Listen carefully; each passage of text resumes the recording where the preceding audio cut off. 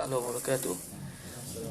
Alhamdulillah wassalatu wassalamu ala al-habibi sayyidina wa maulana Muhammadir Rasulillah wa ala alihi wa atratihi wa ashabihi wa man walah. Asyhadu an la ilaha illallah wahdahu la syarikalah wa asyhadu anna habibana wa sayyidana wa maulana Muhammadan abduhu wa rasuluh wa safiyuhu min khalqihi wa habibuh adal amanah wa ballagha risalah wa nasaha al-ummah wa kashafa Allahu bil ummah. Allahumma salli wa sallim wazid wa barik ala habibina wa sayyidina wa maulana Muhammadin wa ala ahli sayyidina Muhammad.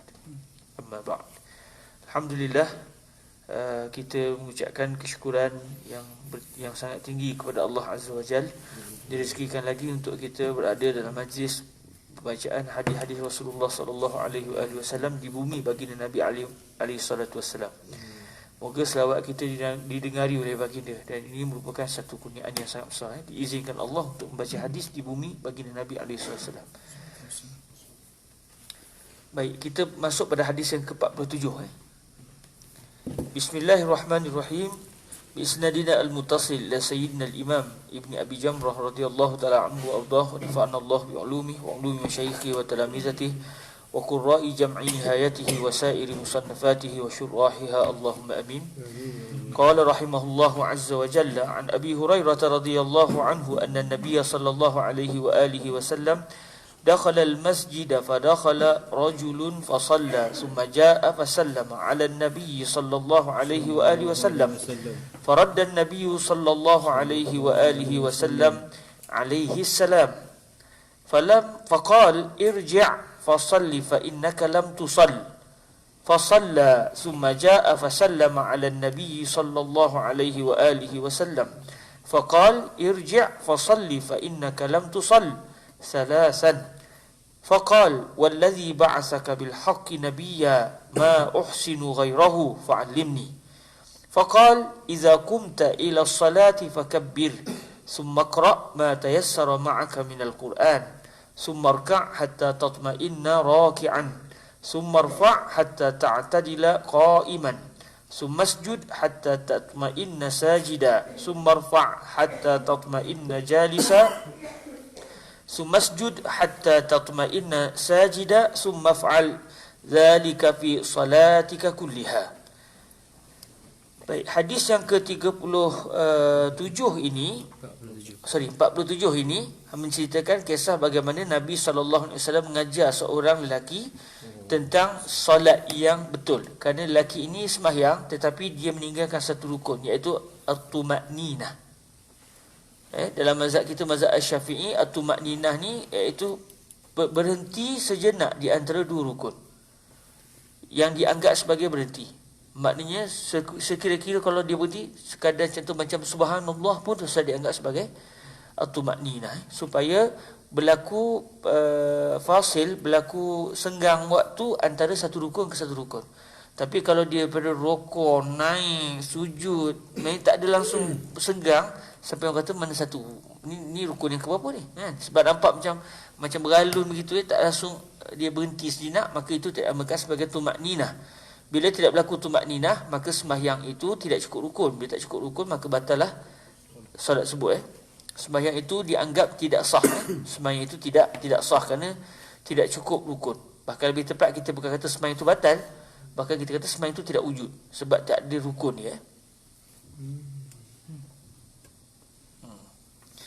Dalam hadis ini kalau kita lihat, seorang sahabat Nabi masuk dalam masjid. Lalu beliau bagi salam kepada baginda Nabi SAW. Sebelumnya beliau solat lebih dahulu. Di sini menunjukkan bahawa pensyariatan solat tahiyatul masjid. Bila masuk di masjid, kita disunatkan kita melakukan tahiyatul masjid lebih dahulu. Selepas beliau selesai tahiyatul masjid, terus beliau pergi kepada baginda Nabi dan menyampaikan salam kepada baginda Rasul SAW. Lalu Nabi pun menjawab salam beliau. Faraddan Nabi sallallahu alaihi wasallam alaihi ay ala hadzal rajul as-salama. Ay faraddan Nabi as-salama ala hadzal rajul. Dia punya takdir dia begitulah. Lalu Nabi sallallahu alaihi wasallam menyatakan irji' fasalli fa innaka lam tusalli. Sembahyang sekali lagi sebab sembahyang kamu kerana kamu tidak sembahyang. Maksud dia solat kamu itu tidak wujud sebenarnya dari sudut syariat, kerana tidak berlaku, ada rukun yang tertinggal. Lalu dia pun semayang sekali lagi. Selepas semayang dia bagi salam kepada Nabi. Nabi jawab dan Nabi kata semayang sekali lagi. Akhirnya 3 kali dia buat perkara tersebut. Akhirnya dia kata kepada Rasulullah, wallazi ba'asaka bil haqqi nabiyyan ma uhsinu ghairahu fa'allimni.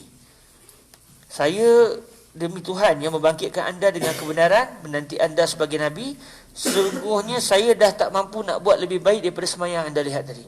Maka ajarkanlah saya cara semayang yang betul. Jadi kata Fadilatul Syekh Yusri bin Rushdi Al-Hasani, apabila satu orang tu masuk ke dalam masjid,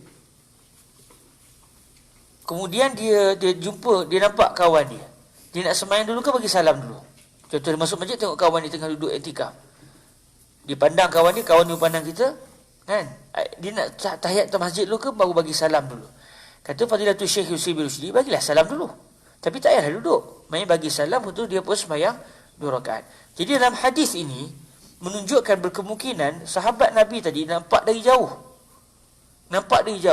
Lalu beliau pun sembahyang 2 rakaat dengan segera mungkin, takut beliau tak sempat nak jumpa dengan baginda Nabi sallallahu alaihi wasallam. Nampak Nabi daripada jauh, beliau sembahyang dulu, takut lepas ni bagi beredar. Itu yang sembahyang tu agak laju sikit sebab takut tak sempat bertemu dengan baginda Nabi. Secara zahirnya begitulah. Lalu Nabi sallallahu alaihi wasallam meminta beliau sembahyang sekali lagi, kata Syekh Yusri, untuk bagi dia kena pasti orang tadi sembahyang tadi sebab kelang kabut nak jumpa saya ke, atau memang cara dia sembahyang begitu. Lalu bila dah 2 kali sebut, 2 kali sembahyang pun macam tu juga, tahulah kita bahawa memang dia sebenarnya sembahyang begitu, bukan sembahyang atas sebab kerana nak cepat, sebab takut terlepas baginda Rasul alaihi wasallam. Lalu Nabi suruh dia sembahyang sekali lagi. Nabi tak tahu saja. Kata Fadilatul Syekh Yusri bin Rushdi, kenapa? Di sana ada hikmah. Kita kalau ajar orang yang tak nak belajar, lain. Dia tidak ada raghbah, dia tidak ada kesungguhan untuk belajar. Kalau kita ajar dia pun, dia tak ambil kisah. Beza kalau dia memang teringin nak belajar, ketika itu kalau kita ajar dia bagi kesan pada si pelajar tadi. Sebab tu akhirnya bila dia sebut, sahabat dia sebut kepada Nabi, wallazi ba'asaka bil haqqi nabiyyan ma uhsinu ghairahu fa'allimni. Maka ketika dia sudah bersedia untuk belajar berbagi Nabi, di mana kesilapan dia sewaktu menunaikan solat, barulah Nabi sallallahu alaihi wasallam mengajar dia. Jadi kita sendiri pun begitu. Kalau orang tu tak nak belajar, maka kalau kita sebut pun dia tak bagi kesan pada dia, tak bagi kesan kepada orang yang tak nak belajar. Tapi kalau dia memang nak belajar sungguh, maka kalau kita sebut, dia akan bagi kesan kepada orang yang memang ada kemahuan untuk belajar sebut. Sebab tu kalau kita tengok subhanallah, kelas-kelas talaqi kan, guru mengajar pun lillahi ta'ala, anak murid datang pun lillahi ta'ala, maka bertemu keikhlasan tu dia bagi kesan barakah dalam majlis talaqi. Berbeza kalau majlis ilmu yang terpaksa ni, murid datang pun tension kan? Kadang-kadang dia pun tak nak datang sebenarnya, tapi dia terdesak kena datang. Dia ada beza, dia punya kesan dia sangat beza, dan barakah tu sangat jauh beza dengan majlis-majlis pengajian secara tradisional yang kita lihat dalam Masjid Al-Azhar, di Madhiyapah dan sebagainya. Jadi Nabi pun ajar kepada dia, kepada sahabat tadi, cara sembahyang betul, iaitu baca, di sini disebut beberapa rukun iaitu kita takbiratul ihram, lepas tu baca apa yang mudah daripada Al-Quran. Apa yang paling mudah? Surah paling mudah Al-Quran apa dia? Al-Fatihah. Semua orang pakai tahu surah Al-Fatihah. Jadi ini dimaksudkan faqra' ma tayassara ma'aka minal Quran. Jadi mazhab Syafi'i memahami ucapan iqra' ma tayassara ma'aka minal Quran ini merujuk secara khusus kepada surah Al-Fatihah. Kemudian rukuk, lalu Nabi sebut summa hatta tatma'inna raki'an. Jadi di situ ada satu rukun iaitu al-itmi'nan. Rukun yang dia pergi tu, dia berhenti sejenak di rukun tu. Lepas tu kalau kita semayang macam batu ayam tu, tak sah semayang, sebab tidak wujud al-itmi'nan. Okey, itu di antara beberapa pengajaran yang boleh ditimba daripada perkara ini. Banyak sebenarnya Syekh sebut. Saya bercita-cita nak bagi kepada sahabat pengajian penuh yang Syekh Hussein sebut tu, supaya sahabat boleh dobit selepas ni, sebab kemungkinan besarnya tak habis. Sebab kita punya waktu, kita jangka dapat pagi petang malam, dia dapat pagi petang ke malam je. Khairun insya-Allah. Rezeki kita takat tu, bismillah.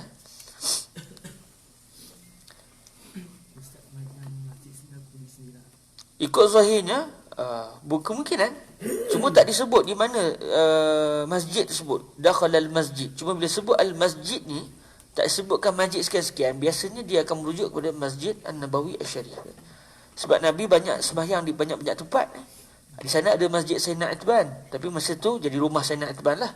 Di sana ada Masjid Al-Ijabah. Tadi kami bawa sahabat kita sakit. Rezekinya hospital tu depan Masjid Ijabah. Jadi kami terus berdoa lah. Kami pun memohon kepada Tuhan lah di Masjid Al-Ijabah. Ya, Ustaz Taki? Okay. Ustaz Taki sekarang ni dia cepat majzub tak sekarang ni? Dia seronok sangat danda tu kan. Okey. Kita pergi balik pada hadis yang seterusnya. Wa anhu bihi qala an Abi Hurairah radhiyallahu anhu. Silakan. Tadi sebut dalam tusul salasa. Maksudnya 5 kali ke salah satu dia yang kali ketiga. Salasan tu maksud dia Allah iftah alaik. Ya, maksudnya dari kali pertama dia sebut kat atas. Lepas tu kali kedua. Lepas tu kali ketiga ni lepas tu yang kali kedua dia sebut salasa. Maksudnya dia nak cukupkan 5 kali. Tak. Maksud 3 kali ni maknanya arahan Nabi irji' fa salli fa innaka lam tusalli tu berlaku sebanyak 3 kali. Jadi kali pertama disebut dalam hadis, kali kedua pun disebut, kali ketiga disebut ringkas salasan. Tambah lagi. Bukan jadi 5 kali. Semuanya 3 kali. Jelas ya? Cuma salasan tu bukanlah Nabi sebut. Maksudnya itu adalah ringkasan daripada perawi. Maksudnya kalau nak ceritanya, dia pun semayang kali kedua, lepas tu dia pun bagi salam pada Nabi, lepas tu Nabi pun sebut kali ketiga, irji' fa salli fa innaka lam tusalli. Lalu barulah dia sebut pada baginda Nabi wallazi ba'asaka bil haqqi nabiyya. Maksudnya dia semayang sampai 3 kali semayang. Tak betul juga semayang dia, barulah kali yang keempat tu dia meminta Nabi mengajar dia. Wa anhu bihi qala an Abi Hurairah radhiyallahu anhu anna Rasulullah sallallahu alaihi wa alihi wasallam qala idza qala al-imam sami'a Allahu liman hamidah faqulu Allahumma rabbana lakal hamdu fa innahu man wafaqa qawluhu qawlal malaikah ghufira lahu ma taqaddama min dhanbih. Okey, hadis yang ke-48 ni Sayyidina Abu Hurairah radhiyallahu anhu menyebut bahawa baginda Nabi sallallahu alaihi wasallam bersabda, apabila seorang imam suatu sembahyang berjemaah mengucapkan sami Allahu liman hamidah, maka sebutlah kamu semua wahai para makmum, Allahumma rabbana lakal hamdu. Jadi di sini jawapan si makmum. Cuma dalam riwayat ni ada tambahan Allahumma. Biasanya kita sebut Rabbana lakal hamd. Di sana juga ada riwayat Rabbana walakal hamd. Dan di sana ada pelbagai lagi riwayat yang menunjukkan cara kita menjawab jawapan ucapan imam sami Allahu liman hamidah. Ada Rabbana lakal hamdu hamdan katsiran tayyiban mubarakan fi mil'as samawati wa mil'al ardi wa mil'a ma bainahuma wa mil'a ma syi'ta min syai'in ba'd ahlas sana'i wal majd ahqqu ma qala al 'abdu wa kulluna laka 'abd Allahumma la mu'tiya lima mana'ta wa la mani'a lima a'taita wa la raddaka lima qadaita wa la yanfa'u zal jaddi minkal jadd. Itu di antara contohlah yang diajar oleh baginda Nabi. Itu kalau imam pun baca panjang lah. Kalau kita baru nak baca panjang, imam sampai ke sujud, selesai rukuk sujud tu lah. Okey, jadi dalam hadis ini Nabi SAW menyatakan siapa yang ucapan dia tadi sama wafaqa qauluhu, maknanya dia sebut tu serentak dengan ucapan para malaikat, maka apa kesan dia? Ghufira lahu ma taqaddam min zambi, apa yang telah berlalu daripada dosanya diampunkan oleh Allah Azza wa Jal. Jadi kalau kita tengok, subhanallah, orang yang keluar dari sembahyang tu sebenarnya dia sudah bersih. Ghalib umat Islam, insya-Allah dia tidak ada dosa besar. Insya-Allah, moga-moga begitu. Dan dia beristighfar, Allah ampunkan dosa dia. Dosa kecil pula, masa wuduk dah habis dah. Dalam sembahyang ada lagi beberapa tempat yang menyebabkan dosanya diampunkan lagi. Jadi di antaranya adalah hadis ini. Allah bila disebut Allahumma rabbana lakal hamd, ataupun riwayat lain rabbana walakal hamd, dan riwayat lainnya rabbana lakal hamd. Apabila kena waktu tu dengan waktu ucapan malaikat, maka apa kesan dia? Ghufira lahu ma taqaddam min zambi. Malaikat sebut macam bila? Malaikat sebut selepas imam sebut sami Allahu liman hamidah. Jadi menunjukkan bila kita sebut rabbana walakal hamd selepas itu memang kena insya-Allah dengan malaikat. Kita tak sebut tu lepas imam nak start sujud. Maknanya dia jadi kena. Jadi kata Fadilatul Syekh Yusri bin Rushdi, kalaulah fadilat sembahyang berjemaah hanya ini saja sudah cukup dah sebenarnya. Kata Fadilatul Syekh Yusri bin Rushdi, kalaulah fadilat sembahyang berjemaah tak ada langsung sebarang fadilat yang melainkan hanya ini, iaitu kalau dia sebut Rabbana walakal hamd, itu kena dengan takminnya, apa namanya, dengan ucapannya malaikat, maka ketika itu Allah mengampunkan dosa dia. Ini sudah cukup besar sebenarnya. Tambah lagi dengan pelbagai lagi manfaat orang yang bersembahyang jemaah. Start daripada berjalan, start daripada tunggu imam, start daripada dia ucap amin sama dengan imam. Imam sebut amin, dia pun sebut amin, malaikat pun sebut amin, pun jadi pahala dosanya diampunkan Tuhan. Jadi kalau kita tengok betapa karimnya Allah kepada kita. Kamu tadi tak disunat ataupun tak disuruh lah mesti bila imam sami Allahu liman hamidah, makmum pun sama sami Allahu liman, terus Rabbana. Okey. Terus ini sampai. Jadi tak disuruh makmum. Okey. Ustaz Taki tanya soalan penting. Tapi saya mau nak sebut pun, tapi Ustaz Taki tanya, saya tunggulah kejap kan. Kalau dia tak tanya pun saya nak jawab kan. Sebab benda ni antara masalah yang sedikit perbezaan khilaf para ulama. Dalam mazhab Imam Asy-Syafi'i, kita tak terus sebut Rabbana lakal hamd, tapi kita sebut Sami Allahu liman hamidah. Jadi tengok subhanallah, betapa fuqaha kita dia bukan guna otak. Setiap tindakan mereka itu ada dalil. Sama ada mazhab lain setuju atau tidak, itu tak kisahlah. Sama ada bagi mazhab lain ini tak tepat ke, itu satu masalah lain. Tapi nak bagi tahu je, setiap fuqaha, baik dalam mazhab Syafi'i atau mazhab lain, mereka punya segala pendirian dan juga istiad mereka semuanya adalah berdasarkan dalil.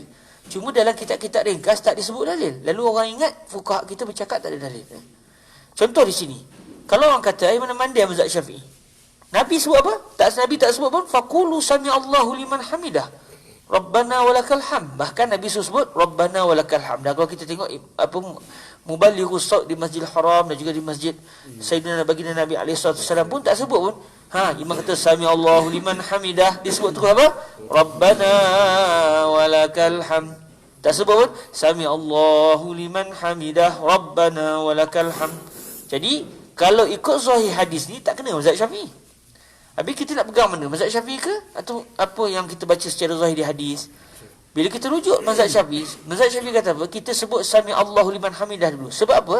Sebab Nabi kata sallu kama raaitumuni usalli. Apabila Nabi bangun daripada i'tidal, bangun daripada rokok ke i'tidal, Nabi sebut sami Allahu liman hamidah. Dan Nabi tak suruh pun, ya ayyuhal ma'mumun la taqulu sami Allahu liman hamidah. Nabi tak sebut pun begitu. Bahkan Nabi sebut, sallu kama raaitumuni usalli.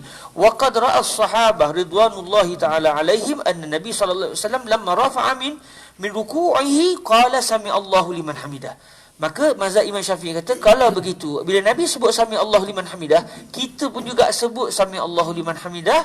Cuma di sini secara khusus diajar satu doa lain selepas kita sebut sami Allahu liman hamidah. Jadi di situlah datangnya pendirian mazhab Syafi'i mengatakan disunatkan kita sebut sami Allahu liman hamidah, baru kita sebut selepas tu Rabbana walakal hamd ataupun Rabbana lakal hamd ataupun Allahumma Rabbana lakal hamd. Bila kita belajar hadis, kita cuba compare dengan apa yang dipegang oleh fuqaha kita, kita nampak betapa apa yang dipegang oleh para ulama kita, baik dalam mazhab kita ataupun dalam mazhab lain, mazhab Imam Abu Hanifah, Imam Malik, Imam Ahmad ibn Hanbal, masing-masing ada pendirian. Bukan mudah-mudah mereka mengeluarkan satu pendapat. Sebab tu kata Fadilatul Syekh Said bin Syartul Asy-Syafi'i, huraian bagi hadis Rasulullah sallallahu alaihi wasallam adalah al-ahkam al-fiqhiyah al-maktubah fi kutubil fiqh. Jadi kalau orang tanya nak apa contoh kitab-kitab syarah hadis, kita kata Minhajut Talibin. Itu kitab fiqh. Sebenarnya itulah huraian bagi hadis Rasulullah sallallahu alaihi wasallam. Boleh ke jawapan tertentu Ustaz Taki? Menarik okey.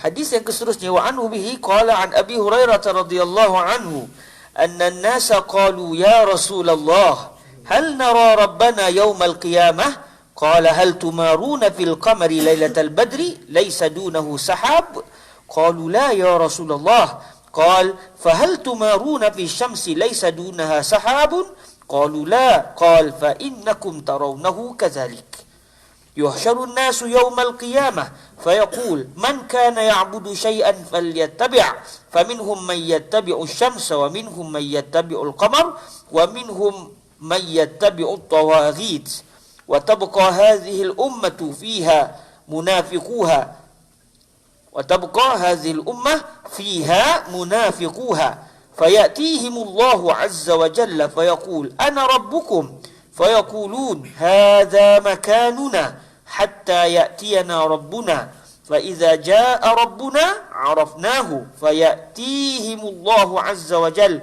فيقول أنا ربكم فيقولون أنت ربنا فيدعوهم فيضرب الصراط على ظهراني جهنم.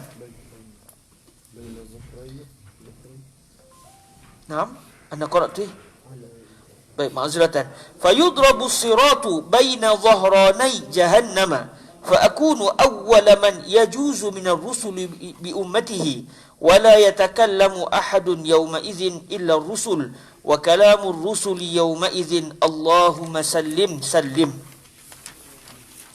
wa fi jahannama kalalibu mithlu shawki as-sa'dan hal ra'aytum shawka as-sa'dan qalu na'am قال فإنها مثل شوك السعدان غير أنه لا يعلم قدر عظمها إلا الله عز وجل فتخطف الناس بأعمالهم فمنهم من يوبك بعمله ومنهم من يخردل ثم ينجو فإذا أراد الله رحمة من أراد من أهل النار أمر الله الملائكة أن يخرجوا من كان يعبد الله فيخرجونهم ويعرفونهم بآثار السجود وحرم الله على النار أن تأكل أثر السجود فيخرجون من النار فكل ابن آدم تأكله النار إلا أثر السجود فيخرجون من النار قد امتحشوا فيصب عليهم ماء الحياة فينبتون كما تنبت الحبة في حميل السيل ثم يفرغ الله سبحانه وتعالى من القضاء بين العباد ويبقى رجل بين الجنة والنار وهو آخر أهل النار دخولا الجنة مقبلا بوجهه قبل النار فيقول يا رب اصرف وجهي عن النار قد قشبني ريحها وأحرقني ذكاؤها فيقول هل عسيت إن فعل ذلك بك أن تسأل غير ذلك فيقول لا وعزتك فيعطي الله عز وجل ما شاء من عهد وميثاق فيصرف الله وجهه عن النار فإذا أقبل به على الجنة رأى بهجتها سكت ما شاء الله أن يسكت ثم قال يا رب قدمني عند باب الجنة فيقول الله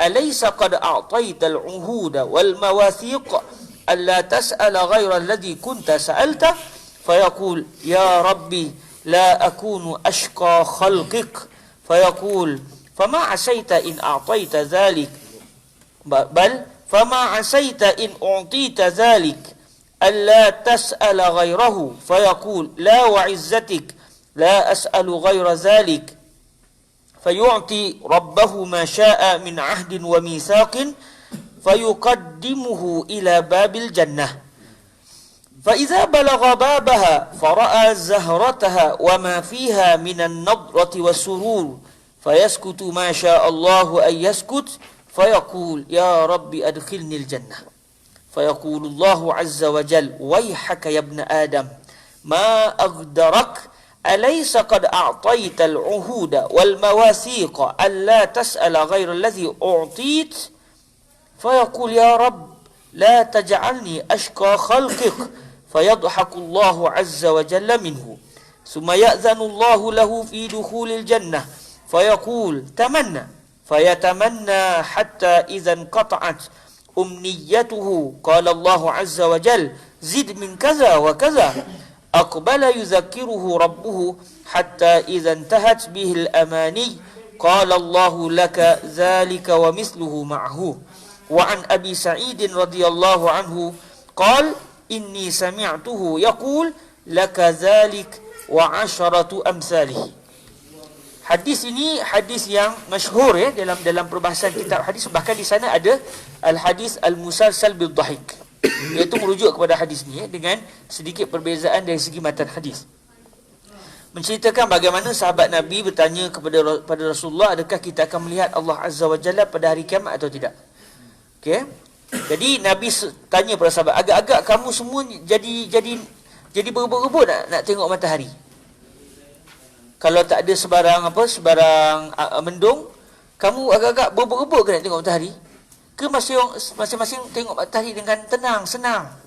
Tak perlu, tepi sikit nak tengok matahari. Orang ni tolak kepala, orang ni orang tolak sebab tak nampak. Ada ke? Para sahabat kata, tak, kami tengok senang. Okey, ada agak-agak kamu bermasalah tak untuk tengok bulan? Pada waktu bulan purnama, di saat terang benderang, ada tak kamu jadi susah pakat jadi zahmah? Pakat masing-masing nak tolak orang ni sebab takut tak nampak bulan. Semua sahabat kata, tak, kami nampak jelas. Maka kata Sayyidina Nabi SAW, fa innakum tarawnahu kazalik. Kamu juga akan melihat Allah seperti itu. Jadi kata Fadilatul Syekh Yusri, iaitu kita akan melihat Allah Azza wa Jal tanpa perlu kita bertolak-tolak. Tak perlu sebab tu sikit aku tak nampak ni. Tak ada. Semua pakat tengok di tempat masing-masing dengan tenang, tanpa kita perlu bertolak-tolak, tanpa perlu berebut-rebut. Kita akan melihat Allah Azza wa Jalla dengan terang benderang, dengan jelas sebagaimana kita melihat matahari dan juga bulan, tanpa perlu untuk kita bertolak-tolak demi untuk melihat matahari dan bulan. Cuma kata Fadilatul Syekh Yusri bin Rushdi, tashbih di sini pada melihat, bukan pada menyatakan Allah itu bertempat macam matahari dan bulan bertempat. Sebab ia bercanggah dengan akidah Ahlussunnah wal Jamaah yang menafikan Allah bertempat. Sebab tempat dan juga zaman ini adalah ciptaan Allah Azza wa Jal. Bila ia ciptaan Allah, dia makhluk. Bila dia makhluk, Allah pula qadim, Allah telah wujud sebelum wujudnya zaman dan juga tempat. Sebagaimana Allah sebelum wujud tempat dan zaman telah ada, maka begitulah Allah tidak berubah sampai ke hari ini. Jadi pegangan Ahlussunnah wal Jamaah, bila ada hadis-hadis yang zahir macam Tuhan bertempat, mereka akan menafikan mustahil Allah bertempat, mustahil Allah bersifat seperti makhluk. Ada makna lain. Apa maknanya? Kita pecah pula dua cara pemikiran. Ada kebanyakan ulama salah kata, okey, serah ke Tuhan lah. Yang pasti bukan makhluk, yang pasti tidak bertempat macam makhluk, mustahil Allah seperti makhluk. Ada cara lain. Apa? Kita serah ke Tuhan. Dipanggil at-tafwid ba'da ta'wil al-ijmali. Yang kedua pula, mereka satu kumpulan lain pula, setelah mereka takwil ijmal, mereka dah tolak dah mustahil Tuhan bertempat, mustahil Tuhan beranggota, mereka cuba pula mencari apa kemungkinan makna yang mungkin, saya sebut mungkin, ianya itulah kehendak Allah Azza wa Jal. Lalu menggunakan kaedah bahasa Arab, mereka cuba memahami erti maksud hadis ini. Ada dua, masing-masing sepakat mustahil Tuhan bertempat, mustahil Tuhan beranggota. Cuma bagaimana cara memahaminya? Ada dua metod. Ada yang kata serah ke Tuhan lah. Yang pasti bukan bertempat. Macam mana cara? Dah, kita tunggu ke akhirat kelak. Macam kita dalam mimpi, kita tengok orang dalam mimpi. Mana tempatnya? Kita jumpa kawan kita dalam mimpi. Kat mana? Ada tempat? Tak ada. Maka sebenarnya begitu juga kita akan melihat Allah tanpa wujud tempat. Tapi macam mana? Serah ke Tuhan. Ada yang mengatakan begitu. Ada yang cuba memahami dengan pelbagai penangan. Itu dipanggil sebagai at-ta'wil at-tafsili. Lalu disebut dalam hadis ini, okey, sebelum tu Fadilatul Syekh Yusri bin Rushdi mengatakan yang kita lihat Allah di akhirat kelak bukan melihat zat Allah Azza wa Jalla. Yang ni saya tak pernah dengar daripada orang lain. Saya dengar daripada Fadilatul Syekh Yusri bin Rushdi. Melihat Allah bukan bermaksud melihat zat Allah. Sebab bila kita melihat zat Allah, maka dia akan memberikan satu makna bahawa Allah SWT dapat idrak. Allah tu sudah dapat diketahui seluruhnya. Sedangkan Allah mengatakan la tudrikul absar wa huwa yudrikul absar. Jadi kata Fadilatul Syekh Yusri bin Rushdi, maksud kita melihat Allah iaitu kita melihat tajalli kepada Allah Azza wa Jalla. Di sana ada mutajalli, di sana ada al-mutajalli, di sana ada tajalli. Al-mutajalli iaitu Allah Azza wa Jalla kita tak akan dapat melihat.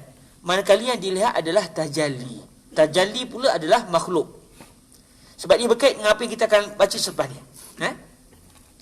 Contoh zat, contoh kalau kita nak bagi sebenarnya faham, Contoh saya, bila saya duduk depan cermin, depan asonsir tu, depan lift tu, saya nampak muka saya. Saya adalah mutajalli. Manakala yang terpampang di cermin tu, muka saya itu adalah tajalli, itu adalah tajalli. Iaitu adakah tajalli itu saya? Tak. Tapi adakah saya tajalli? Juga tidak.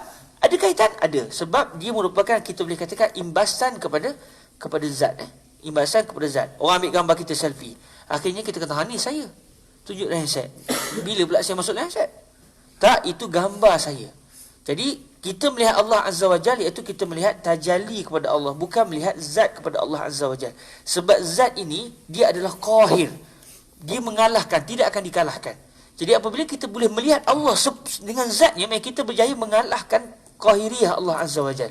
Lalu kata Syekh Yusri bin Rushdi Al-Hasani, yang dilihat di akhirat kelak adalah tajalli, bukan melihat kepada zat. Lalu dalam hadis ni Nabi menyatakan yang seterusnya, kalau yang macam Nabi Musa jumpa Allah waktu dekat tu, kita tajalli pun tajalli. semuanya tajalli. Tidak akan ada mana makhluk yang akan dapat melihat zat Allah Azza wa Jalla dengan maksud zat. Semuanya melihat tajalli, dan tajalli berubah-ubah. Tapi ketika itu Allah akan mengatakan, ini adalah aku, dengan maksud ini adalah tajalliku. Dan tajalli itu tidak sama. Orang ni melihat Allah dengan satu tajalli, orang lain melihat Allah dengan satu tajalli. Takkan kita melihat Allah sama seperti Nabi melihat Allah. Kan? Nabi-nabi dengan darjat mereka sangat tinggi. Semestinya mereka melihat tajalli Allah bukan dengan tajalli yang kita lihat. Lepas tu saya tertarik dengan doa yang disebut oleh Habib Ali Jufri. Ya Allah, rezekikan kami melihatmu sebagaimana Nabi melihatmu di akhirat kelak. Walaupun kami tak layak untuk melihat begitu, tapi izinkan kami melihatmu sebagaimana Nabi melihat kamu. Maksud melihat tajallimu di akhirat kelak. Allahumma amin. Tumarun maksud dia tazdahimun. Tak. Mesti suaya. Leh, entah mana tanya leh. Khalas, kau sadaqah kuais. Yani da' fursah lil akharin wada.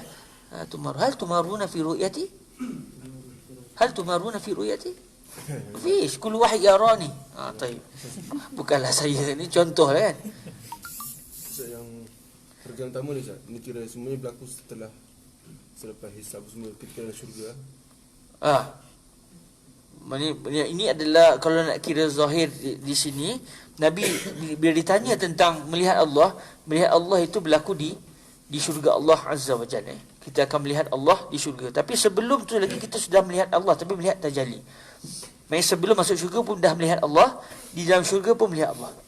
Sebab kita akan baca perenggan yang kedua menunjukkan kaum muslimin melihat Allah sebelum mereka masuk ke syurga Allah. Okey?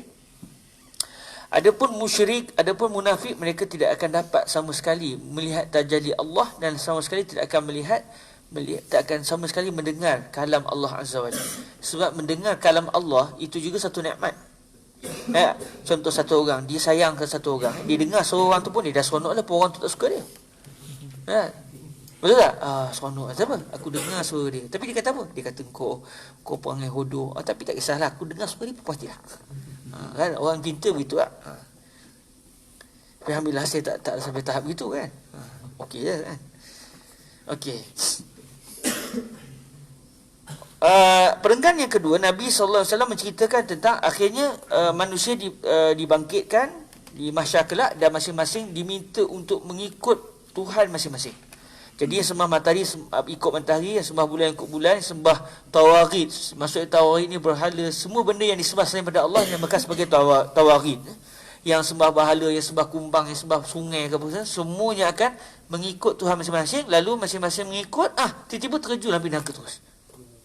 Tinggallah kata Nabi SAW, iaitu umat yang berada, yang tinggal ketika itu adalah orang Islam. Kalau dalam riwayat lain, bukan sekadar orang Islam, begitu juga Yahudi, begitu juga Nasrani, begitu juga munafik. Munafik ini pura-pura masuk Islam lah. Okey, pura-pura masuk Islam, tapi kita ingat dia mati orang Islam, mungkin dia dikebumikan pun cara orang Islam lah, sebab kita ingat dia orang Islam. Dalam riwayat lain, munafik termasuk, dan di sini disebut munafik. Dalam riwayat lain, Yahudi pun termasuk, sebab Yahudi mereka menyembah Allah juga. Kristian juga menyembah Allah, tapi dia menyembah Allah dengan memahami Allah yang berbeza dengan yang kita faham. mengatakan Tuhan ni letih, Tuhan bertumbuk dengan Nabi Yaqub, akhirnya Allah Ta'ala kalah bertumbuk, Nabi Yaqub gerib Allah Ta'ala, Allah kata tolong lepaskan aku. Itu cara kefahaman golongan Yahudi.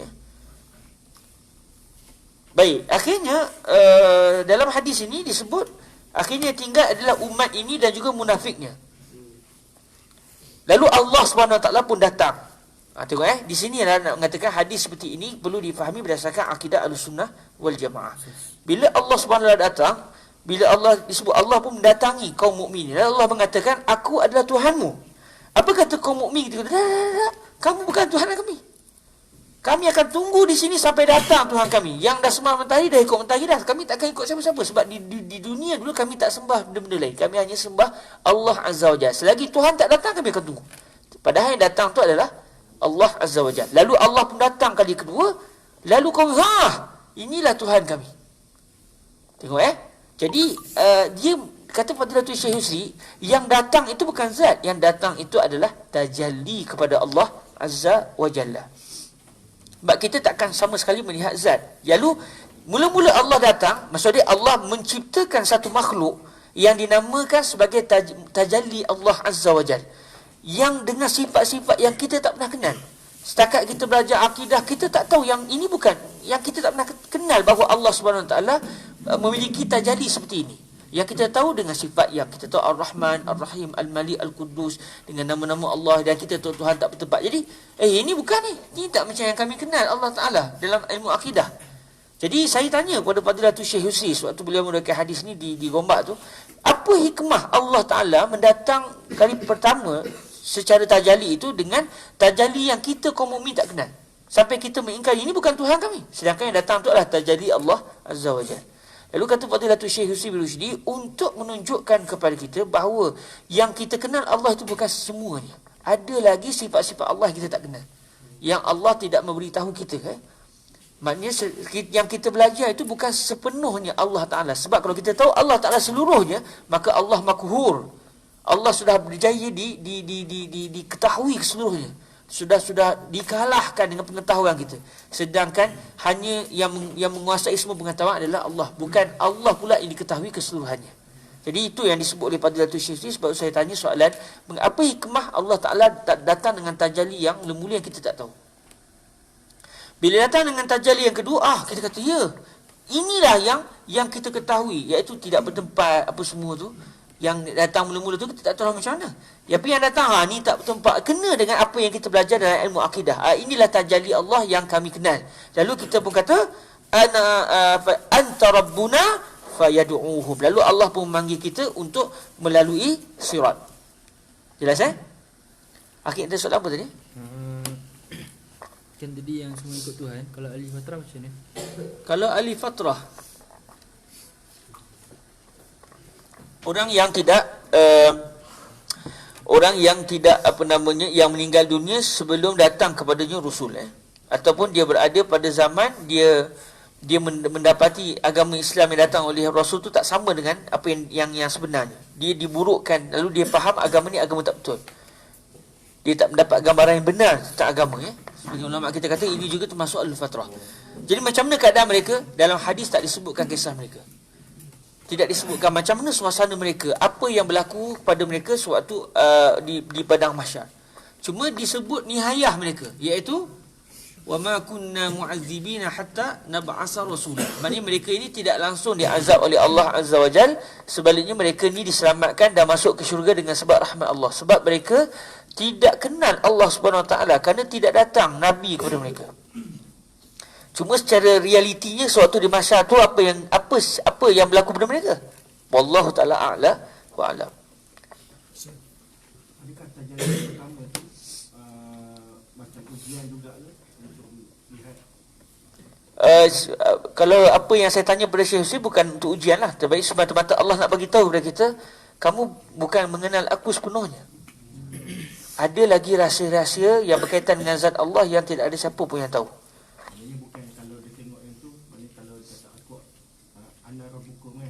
Tak ada kesan juga. Sebab betul itu ni. Cuma tak ada siapa yang kata itu Allah Ta'ala pada tajalli yang mula-mula. Sebab kita tak tahu ini bukan. Contoh kalau kawan kita datang dengan wajah yang kita tak kenal, ni siapa Padahal dia pakai topeng. Dia buka, oh dia punya. Main dia datang dengan tajalli yang kita tak kenal. Lalu kita kata, bukan kawan aku. Rupanya dia, rupanya dia. Maksudnya benda yang sama, cuma dia datang dengan tajalli yang kita tak kenal. Lalu kita menafikan. Bukan maknanya kalau bukan mereka diazab, tak. Mereka bukannya, siapa yang ikut yang mula-mula akan diazab, tak juga. Cuma dalam hadis tak ada seorang pun yang mengatakan, ya betul, ini adalah Allah Azza wa Jalla. Sebab kita tak kenal tajalli yang mula-mula tu. Yang kita sebut Allah datang tu, kira umat semua dah kenal lah kesempurnaan Tuhan itu semuanya ataupun tak, kita hanya kenal Allah Ta'ala dengan tajalli yang kedua tu. Tajalli yang kita pernah pelajari. Maksudnya Allah datang dengan tajalli yang sudah kita kenali. Beza-beza ikut orang. Bukan, ini belum melihat Allah Ta'ala di syurga lagi ni. Ini masih lagi di mahsyar. Jadi Allah datang sebab masing-masing mengikut Tuhan masing-masing. Yang tinggal orang Islam tunggu mana Allah Ta'ala. Mana tajalli Allah tak datang pun. Mereka buat tunggu. Datanglah satu makhluk yang kata Syekh iaitu tajalli Allah Ta'ala. Sebab tajalli makhluk. Tajalli adalah makhluk. Tajalli bukan qadim. Jadi, ini bukan. Kita tunggu yang lain. Akhirnya datanglah tajalli Allah. Yang ni lah Allah Ta'ala ni. Yang kita sembah ni. Di dunia tu. Kita pun ikut. Dan yang kita ikut tu adalah benar. Dia memang adalah merupakan tajalli Allah. Sedangkan yang pertama juga adalah tajalli kepada Allah Ta'ala. Okey? Itu yang kedua. Bukankah umat Nabi Muhammad dia yang awal-awal dihisap dulu di mahsyar? Kalau apa yang disebut oleh Fadilatul Syekh Yusri bin Ushdi, al-hisab berlaku secara serentak. Bukan kita tunggu dulu kawan kita tengah hisap, tunggu turn. Tak, semuanya berlaku serentak. Jadi kalau ikut Zahir di sini maksudnya kan yang orang kafir apa semua tu yang kan semua berlaku sebelum hisap. Ini wallah alam, kalau yang disebut adakah semua akan dihisap. Cuma bilakah suasana ni berlaku kita tak tahu. Tak disebut dalam hadis. Cuma hisap berlaku secara serentak. Adakah maknanya contoh hadis ni hanya menceritakan bukan dari segi turutan zaman, Allah Taala alam. Secara realiti tu anda tak tahu. Tapi kata Fadilatul Syekh, hisap ni iaitu bukan masing-masing tunggu turn, tak, masing-masing dihisap serentak. Kafir dan Muslim. Semua orang dihisap secara serentak. Semua orang dihisap secara serentak. Dan akhirnya mulalah masing-masing lalu ke atas titian sirat. Selesai hisap, masing-masing lalu di atas titian. Ustaz dengar kata orang Islam kena hisap dulu tu, dia mana? Di Malaysia. Dalam hadis mana? Okey, selesai. Cuba cari. Mungkin di sana ada ilmu yang kita boleh kongsi. Wa fawqa kulli dhi ilmin alim. Tapi sekadar yang saya belajar, saya tak jumpa lagi dan tak pernah dengar daripada para masyayikh kita sebut benda tu. Okey. Tak. Ada hisab. Cuma adakah hisab yang yasir ataupun hisab yang ghaliz? Allah sama dia hisab tu berat atau hisab tu ringkas. Kalau hisab yang ringkas, tunjuk je. Ya Rabbi, baca itu saya. Allah tu selesai. Fadal. Ya Allah. Masya Allah ya haq ya. Kalau hisab yang ghalis ni, 5 fa'alta fi yaum kaza wa kaza. Dia start kalau kena begitu, habis. Dan ada satu lagi golongan, terus tak ditunjuk. Min ghairi hisab. Allahumma ja'alna minhum bi jahi sayyidina Nabi wa in kunna ghair mustahiqin. Dan hadis 70,000 je Ustaz. Dia ada di turutan dia kalau tak silapnya asalnya 70,000 tapi lepas tu bertambah. Kalau tak silapnya saya pernah dengar huraian tu biasa, cuma saya tak ingat saya tepat. Lakin Allah karim. Okey. Lalu selepas daripada kita ni berlakulah manusia di berjalan di atas titian sirat. Lalu Nabi kata akhirnya sirat itu pun dibentangkan di atas baina zahranai jahannam. Maknanya di permukaan neraka itulah terbentangnya sirat. Maknanya hujung sirat itu, hujung yang pertama adalah di mahsyar, hujung sirat satu lagi adalah di syurga Allah Azza wa Jalla. Tengah-tengah tu adalah neraka Allah. Bila kita akan berjalan, semua kita akan melalui neraka Allah. Itu yang dimaksudkan bahawa kita semuanya akan melalui neraka. Cuma sama ada lalu masuk atau lalu saja. Okey? Yang paling atas itu, neraka yang paling atas itu adalah neraka untuk kaum mukminin. Al-usrah. Moga kita bukan golongan itu. Kaum mukmin yang asi, yang dia dengan keadilan Allah, dia perlu dibersihkan sebelum dia masuk ke syurga Allah. Dibersihkan di dalam api neraka. Naru tathir, kata Fadilatul Syekh Husain, naru tathir, bukan naru ta'zib. Sebab tu dia kena api tu, dia mati terus. Bukan tujuan untuk ta'zib, sebab tak ada, bukan untuk ta'zib. Sebab dia mukmin, dia ada benda yang menghalang dia daripada dia azab. Maka bila kena api neraka tu dia mati. Maka neraka yang paling atas itu adalah neraka untuk kaum mukminin, al-usah. Di bawah tu, itu baru untuk yang akan kekal api neraka Allah selama-lamanya. Kata Syekh Jamal Faruq sewaktu beliau mengajar kami dulu, kitab apa saya terlupa, saya sempatlah menadah di Masjid Azhar dulu. Kata Fadilatul Syekh Jamal Faruq, apabila semua kaum mukmin sudah dikeluarkan daripada api neraka Allah, maka neraka untuk kaum mukmin tu akan dihapuskan oleh Allah Azza wa Jalla. Berarti tak ada penghuni. Tinggallah 6 neraka yang berbaki. Maksudnya kalau yang katakan tingkat pertama tu dah dia hapuskan, sedangkan dikatakan Sayyidina Abu Talib yang pada ringan, maksudnya Sayyidina Abu Talib pun di kalangan. Di sinilah kata Fadilatul Syekh Husri, antara hujah sebahagian segelintir ahlu sunnah wal jamaah, dia bukan kebanyakan ahlu sunnah mengatakan bapa saudara Nabi Abu Talib itu adalah yang mati dalam keadaan tidak beriman kepada Allah. Tapi segelintir ahlu sunnah wal jamaah, antaranya Sidi Zaini Dahlan, ulama Mekah yang lama dulu, antaranya Syekh Ali Jumaah ni guru kita, antaranya Syekh Husri. Mereka berpendapat bahawa Abu Talib ini dia adalah mukmin ghair muslim. Ghair muslim min haitsu zahir, li'annahu, kerana dia tidak mengucapkan lafaz 2 kalimah syahadah. Tapi hati dia meyakini bahawa Allah Azza wa Jalla itu benar dan bahawa Nabi Muhammad itu benar. Maka disebabkan dia tidak mengucapkan 2 kalimah syahadah, sedangkan tidak ada manik bagi dia, tidak ada alasan untuk dia tak menyebutnya, tak ada sebarang mudarat, tapi tak nak sebut, maka dia akan diberikan azab, dia akan dimasukkan ke dalam neraka, namun akan dikeluarkan. Di antara buktinya, kata Fadilatul Syekh Husri, bapa saudara Nabi ini berada di permukaan api neraka, dan permukaan api neraka itu adalah untuk usatul mukminin. Ini di antara hujah. Jadi kata Syekh Husri, insya-Allah kita akan bersama dengan beliau, dan kerana ini menggembirakan hati Nabi. Namun ini bukan pendapat kebanyakan para ulama. Tapi saya pribadi, bila kita teliti hadis, memang di atas, dalam disebut bahbah, beliau berada di bahagian permukaan api neraka Allah. Jadi yang berada di permukaan itu memang adalah untuk neraka tathir, bukan neraka ta'zib. Saya tak tahu saya tepatnya apakah nama neraka yang peringkat atas tu. Tapi dia adalah untuk usah al-mukminin.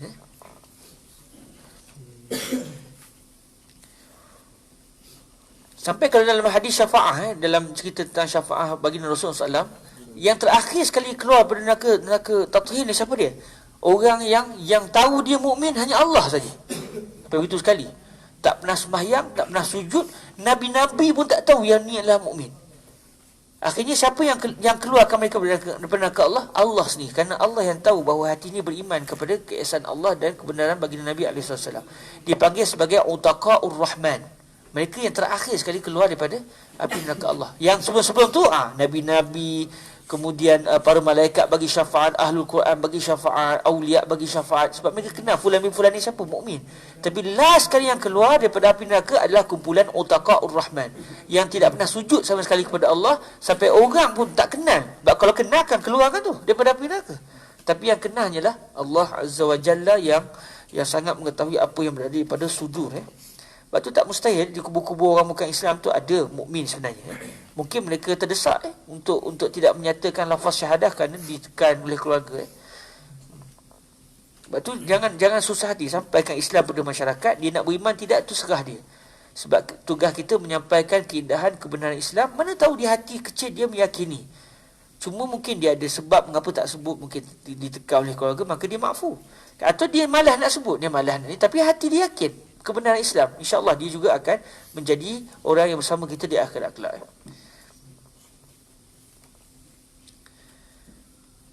Kemudian para hadirin rahmati Allah, bila diletakkan sirat itu, maka semua bakat lalu. Bila lalu itulah ada yang lalu laju, ada yang lalu pelan, ada lalu macam-macam, ada lalu seperti sekelipan mata, ada yang seperti kuda yang berlari kencang, ada yang berlari, ada yang mengesot, ada yang berjalan kaki. Macam-macam lah, mengikut darjat masing-masing. Semua orang ketika tu tak berani nak bercakap sebab ngerinya suasana itu bawah api neraka ni. Saya tak tahu adakah yang akan bergerak dulu semuanya Nabi-Nabi yang akan lalu dulu. Kemudian umat yang seterusnya adalah umat baginda Rasul SAW. Selepas umat Nabi Muhammad selesai, barulah umat-umat lain. Takriman, supaya yang masuk ke syurga Allah selepas pada Nabi adalah umat baginda Nabi, sebelum umat Nabi-Nabi yang lain. Maksud umat Nabi tu umat Nabi yang Semestinya lah. Kalau yang tak beriman, macam mana masuk syurga? Betul. Lalu para hadirin rahmati Allah, semua Nabi-Nabi ketika itu disebut Allahumma sallim sallim. Dan Nabi pun sebut di atas titian sirat itu ada kalalib, ada pencangkuk yang dibentuknya seperti duri sa'dan. Kalau sahabat search internet tu, ada gambar sa'dan. Dia macam satu bulat, betul dia punya duri tu macam mencangkuk-cangkuk sekeliling tu. Jadi Nabi kata, kamu pernah tengok tak duri sa'dan ni? Tanya ke sahabat. Sahabat kata memang nampak dah, mereka tinggal di kawasan padang pasir, memang biasa jumpa sa'dan tu. Cuma kau tanya kita pernah tengok sa'dan? Saya pun tak pernah tengok. Kau dapat sa'dan di Madinah, boleh bawa balik.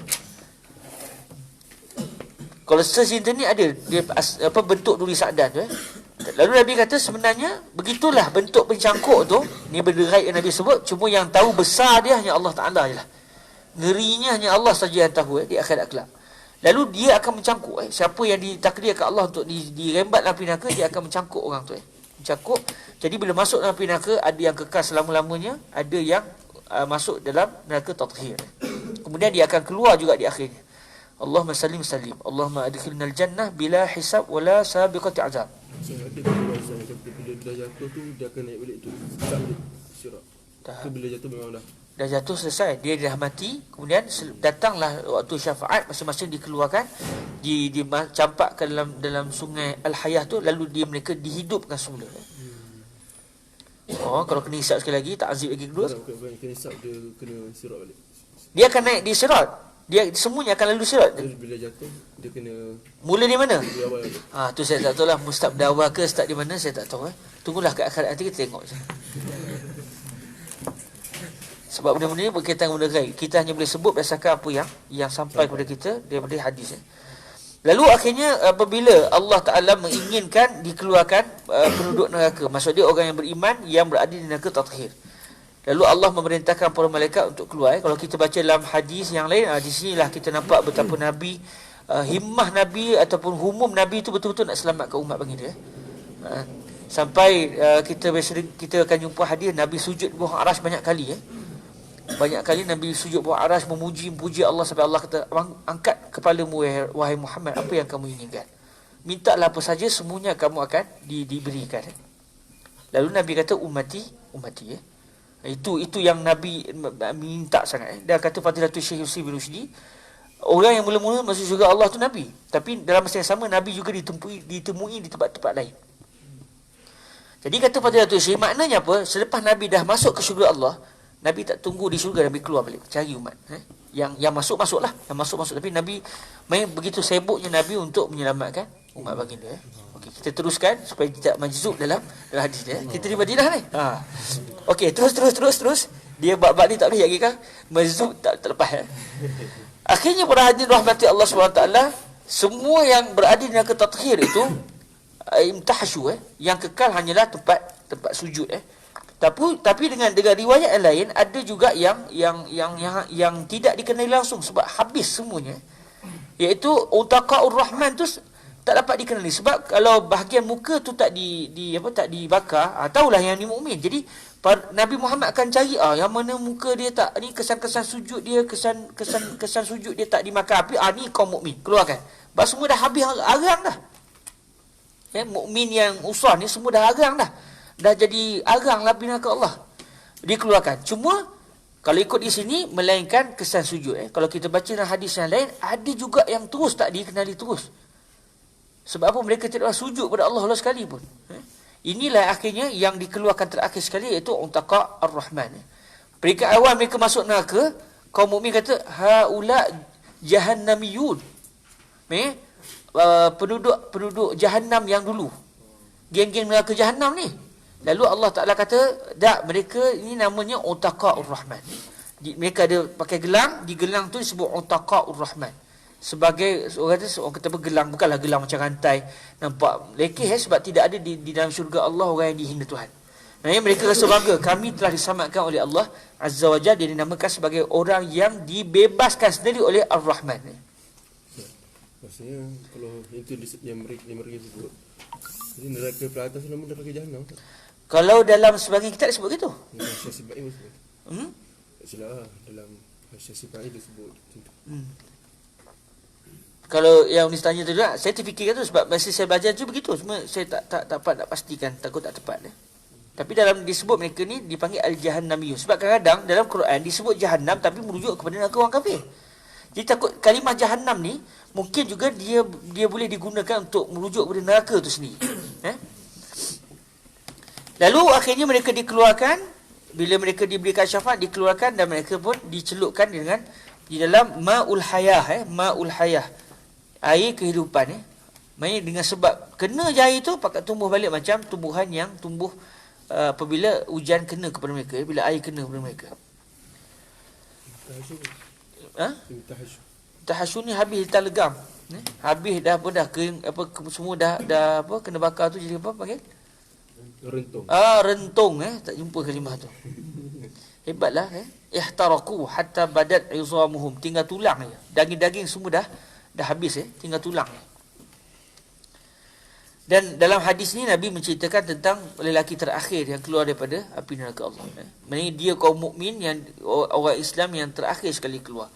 Yang dia dikeluarkan, orang lain semua dah masuk syurga dah. Dia terakhir sekali, paling teruk sekali lah. Dia dikeluarkan daripada api neraka Allah Azza wa Jalla dan diletakkan di atas sirat, dan dia pun mula bergerak pelan-pelan sampai ke syurga Allah. Bila dia dikeluarkan tu, ketika dia diletakkan di atas sirat, muka dia tu menghadap neraka. Jadi dia kata, ya Allah, palingkan muka aku daripada neraka. Aku dah tak lepas dah tengok api neraka ni. Dia terakhir sekali keluar. Jadi Allah pun bertanya kepada dia, kalau aku bagi permintaan ini, nak minta benda lain tak? Dia kata tak, nilas. Dia pun dipalingkan daripada api neraka. Bila dipalingkan menghadap ke depan. Dalam hadis ini disebut ringkas dalam Musnad Imam Ahmad, tak silap saya, disebutkan dengan lebih detail. Nabi sebut dia daripada depan tu dia nampak satu pokok yang sangat indah. Di situ nampak ada air apa semua. Ni keluar api neraka ni mesti dahaga apa semua kan. Jadi bila dia pandang, tapi dia teringat dia janji dengan Tuhan, dia dah tak nak minta benda lain. Sebab itulah dia pun sakata masya-Allah wa ayyaskut. Lama dia mikir tu, nak minta tidak, minta tidak. Nak minta tidak, minta, sebab dia dah janji. Akhirnya dia tak lepas. Ketika dia dekat mana tak ketika? Masa tu di atas titian sirat. Baina jannatu wan nar Baina jannatu wan nar semestinya. Di antara dia berada di atas sirat. Dan sirat tu berada di antara syurga dan neraka. Cuma dalam hadis ni sebut ringkas dia terus nampak ada satu pokok di pintu syurga. Kalau dalam Musnad Imam Ahmad tak silap saya, dia nampak satu pokok indah. Akhirnya dia minta dengan Allah Ta'ala. Setelah dijanji dengan Tuhan, Allah kata, kamu dah janji. Tadi kamu dah janji tak nak minta. Dia kata, ya Allah, janganlah jadikan saya ni hamba-Mu yang paling teruk sekali. Maafkanlah, maksud dia kan. Akhirnya Allah kata, nak minta lagi tak? Janji. Akhirnya Allah pun, dia nak berjalan ke pokok tu, lama tu. Jauh-jauh dia nampak pokok. Akhirnya Allah letak dia terus kat pokok tu. Dia seronok, dia minum air semua. Di saat itu dia nampak ada satu pokok lagi, yang lagi indah daripada pokok Islam yang berada tu. Akhirnya dia lama termenung di situ, nak buat macam mana kan. Jadi kata Fadilatul Syekh Husni, ini menunjukkan yang ni dijahil dengan Allah Ta'ala. Kalau dia tu tahu betapa Allah ni Rahim dan Allah ni memberikan permintaan hamba, asal minta begitu, minta dia Allah masuk aku ke syurga terus. Ya. Tapi tak dia, sebab dia ni jahil billah. Sebab dia yang paling last sekali yang keluar neraka, memang jahil semualah. Jadi dalam hadis yang sebut ringkas, dalam hadis yang lain tu akhirnya dia akhirnya dia tak lepas, dia tak sabar. Dia kata tak, dia akhirnya dia minta, ya Allah, tolonglah bawa saya ke pokok yang kedua. Allah pun macam tadi sebut, bukan kena minta semua. Dia kata, tapi jangan jadikan saya hamba-Mu yang paling sial sekali, sampai takkan tak diterima doa kot kan. Akhirnya Allah pun letak di pokok kedua. Di saat dia seronok di pokok yang kedua yang lebih indah daripada pokok pertama, dia nampak satu pokok yang lebih indah, betul-betul di pintu syurga Allah. Akhirnya dia pun termenung sampai mikir, minta tidak.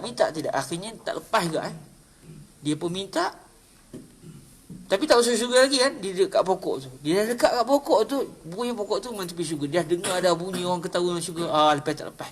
Ya Allah, masukkan aku ke dalam syurga. Akhirnya Allah kata, dalam hadis ni sebut apabila dia dah tak lepas akhirnya dia kata pada Allah, masukkan dia ke syurga. Lalu Allah kata, alaysa qad a'taita al-uhuda wal mawasiq alla tas'ala ghayra allazi kunta sa'alt. Lalu dia pun sebut, ya Rab, la akunu ashqa ibadik. Akhirnya yang terakhir sekali bila dia kata ya Rabbi adkhilnil jannah, Allah kata waihaka ya ibn Adam. Waihak ini kata Fadilatul Syekh Yusri bin Rushdi bukan maksud yang kita faham. Waihak ni kita faham, kalau kita terjemah celaka, tak, mustahil. Allah Ta'ala akan keluar daripada Allah benda-benda yang tidak baik. Ni pula ahli syurga ni. Waihak ni macam kita kata Syekh adalah kalimah litarahum begitu. Kalimah litarahum. Maksudnya kalau kita nak cuba dalam bahasa Melayu kita, alah ya awak ni, macam tu lah contoh. Alahai. Macam tu kalimah ish. Kalau kita nak terjemah. Tapi kalau kita nak terjemah tu tiba ish itu, belik sikit lah orang nak baca. Ada pula ish terus harap punya. Tapi dia macam tu lah. Kalimah at-tarhum, satu kalimah yang macam kita, alahai kesiannya dia ni. Macam tu Macam mana? Okey. Ada satu kalimah orang muda saya tak tahu Waihaka ya ibn Adam ma agdarak. Betapa kamu ni memang tak menepati janji. Allah Taala baru tahu dah tu. Dan subhanallah, kata Fadilatul Syekh, sengaja Allah mentakdirkan dia bertanya banyak kali tu supaya dia dapat lihat betapa teruknya dia dengan Tuhan, tapi betapa sayangnya Tuhan dengan dia. Lepas tu kata Fadilatul Syekh Husri, kita kena didik masyarakat untuk sayang kepada Allah, bukan takut kepada Allah. Bukan maksud tak takut dengan Tuhan. Ya, kita takut pada azab Allah, tapi bukan itu yang kita punya fokus utama. Kita hendaklah mendekatkan masyarakat sayang kepada Allah. Bila kita sayang kepada Allah, dalam masa yang sama kita akan malu untuk buat benda yang dibenci oleh Allah. Tapi kalau semuanya Tuhan ni pemaaf, Tuhan yang memberikan azab ni, orang dia kalau takut melampau lah kali dia benci. Kadang-kadang orang boleh jadi benci dengan sebab cara orang berdakwah. Sikit api neraka, mana syurganya? Semuanya neraka kan? Relax lah bro kalau ikut bahasa kami dulu lah tenang lah. Biar dia dimasukkan ke dalam syurga. Akhirnya dia kata bila Allah kata alaysa qad a'taital uhuda wal mawasi, akhirnya kata ya Rabb la taj'alni ashqa khalqik. Lalu ketika itulah Allah ketawa fayadhakullahu azza wa jalla minhu. Kata Fadilatul Syekh Yusri bin Rushdi, bila disebut kalimah ketawa, sudah ha. Main ketawa ni apa? Sebab dia lucu macam contoh kalau orang buat ketawa kita kita ketawa sebab hati kita tersentuh, lalu dia dicuit hati kita. Baik, kena tak makna tu dengan Allah Taala? Mustahil. Sebab tu kata para ulama, ketawa di sini bukan maksudnya ketawa, tapi maksud ketawa ni digunakan kalimah ketawa, tapi yang dimaksudkan adalah apa natijah sebab ketawa tu. Orang kalau ketawa maksudnya apa? Dia redha. Dia redha, dia suka, dia gembira. Dia redha dengan orang yang satu lagi tu. Maknanya di sini maksud dia faradiyallahu azza wa jalla minhu. Lalu Allah pun meredai lelaki tadi. Walaupun dia kata tolonglah saya, janganlah jadikan saya orang yang paling sial sekali ya Allah.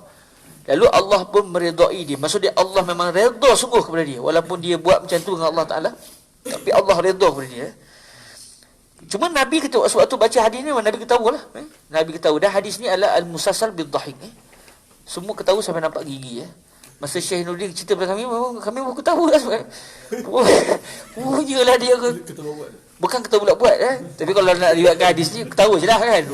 Tapi kalau kita fahami makna, kita akan ketawa memang kita ketawa. Kalau dalam sambungan pada hadis ni lagi, waktu dia masuk dalam syurga, dia tengok syurga penuh Cuma dalam riwayat ni tak disebut. Dia tengok syurga penuh sampai disebut pada Tuhan, atastahzi'u bi wa antal malik, atahza'u bi wa antal malik, ataupun begitulah au kama qala. Saya lupa tepatnya apa ucapan lelaki ni. Main kata ya Allah, main ke? Dah masuk syurga tak ada tempatnya benda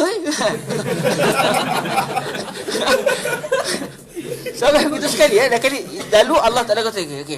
cuba taman ni, cuba kamu nak apa. Dia pun mikir, aku nak ni, nak rumah begini. Dia mikirlah. Sampai akhirnya dia tak tahu nak bayang benda. Lalu Allah pun, kau yang ni nak tak? Allah pula ingatkan, bagi idea kepada dia. Nak yang ni nak? Nak. Yang ni. Okey.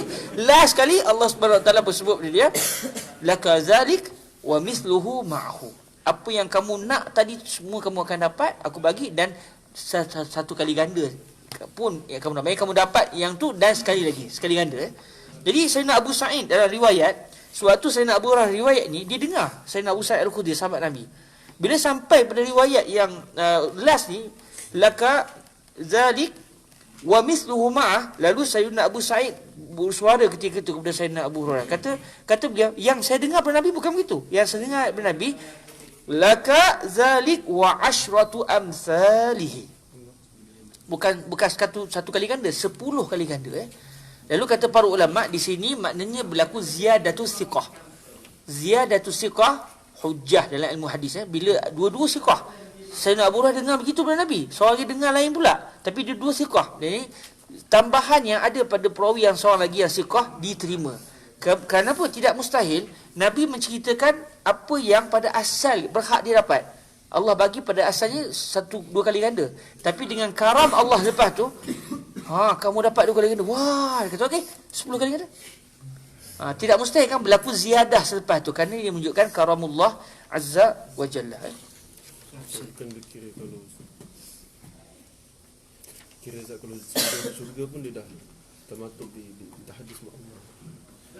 Ya, hadis ini juga adalah kalau tak silap saya didatangkan oleh Imam Al-Bukhari untuk isbat mengatakan berlaku adanya wujudnya kalamullah itu. Jadi dia ni memang berbicara dengan Allah Azza wa Jalla. Dia berbicara dengan Allah sewaktu dia berada dalam syurga, sebab dia berhak untuk dapat kalamullah. Sebab dia adalah penduduk syurga ujung dia. So seakan-akan nikmat yang dia dapat tu lebih. So dia dapat bersama Tuhan lagi. Tapi dalam syurga dia akan berbicara dengan Allah juga. Dia akan melihat zat Allah juga. Ini sebagai mukadimah benda yang dia dapat. Cuma dia ni jahil billah. Dia boleh sebut atas zaubi, atas tahziubi wa antal malik. Khair insya-Allah. Moga-moga kita bukan orang ni lah. Kalau dalam hadis yang lain, dia ini daripada Juhainah. Daripada orang Arab suku Juhainah. Dalam sebagian riwayat lah. Daripada Juhainah.